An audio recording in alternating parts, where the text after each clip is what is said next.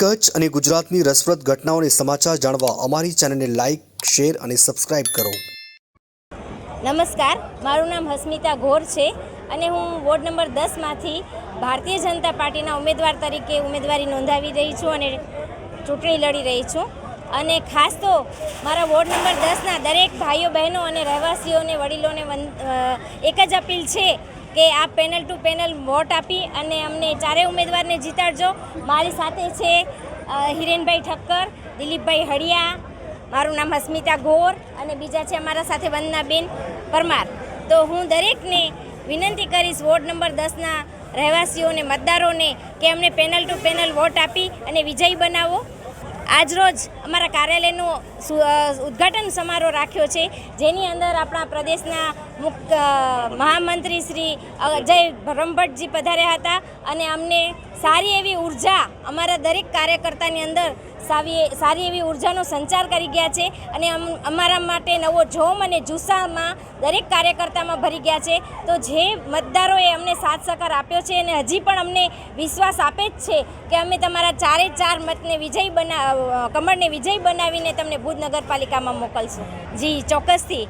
કારણ કે ભારતીય જનતા પાર્ટી એક એવી પાર્ટી છે કે જે દરેક ગામ અને દરેક વિસ્તારમાં વિકાસને ઝંખે છે અને પ્રજાના હિતમાં કાર્યો કરે છે. તો બ્રહ્મભટ્ટજીએ જે અમને કીધું છે કે જો દરેકે દરેક વોર્ડમાં અમારા ચારે ચાર કમળ ખીલશે અને જો અમે નગરપાલિકામાં જાશું તો અમે ચોક્કસથી એમની આશા પૂર્ણ કરશું. અને એમણે કીધું છે કે આ કાર્યાલયનું ઉદ્ઘાટન આજે થયું છે પણ 28 તારીખ પૂરતું નથી અને એ અમે 5 વર્ષ સુધી આ કાર્યાલય ચાલુ રાખશું અને પ્રજાના દરેક સુખ દુઃખમાં અમે સાથ સહકાર આપશું. એમની દરેક પડતી મુશ્કેલીઓનું અમે નિરાકરણ લાવવા સતત પ્રયત્નશીલ રહીશું. આજે વોર્ડ નંબર 10 ભુજ નગરપાલિકામાં કાર્યાલયનું ઉદ્ઘાટન હતું. કાર્યાલયમાં ચારે ચાર નવા આપણા ઉમેદવારોના કાર્યાલયના ઉદ્ઘાટનમાં ઉપસ્થિત જનમેદનીને અમે ભાજપને મત આપવા માટે અપીલ કરી.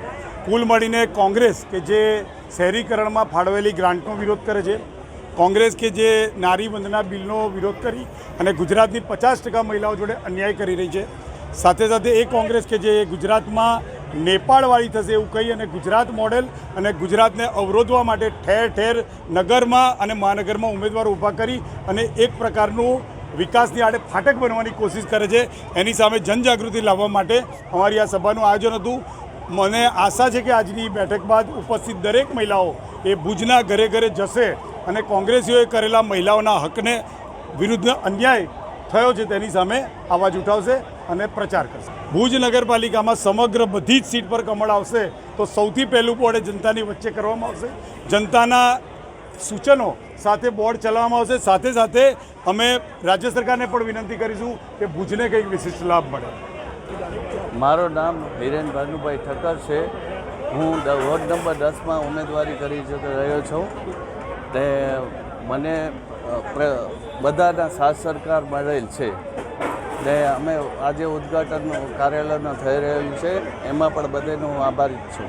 ચારે ઉમેદવારો પેનલ ટુ પેનલ મત દે એવી અમે બધે અરબદ ઊભા રહીશું.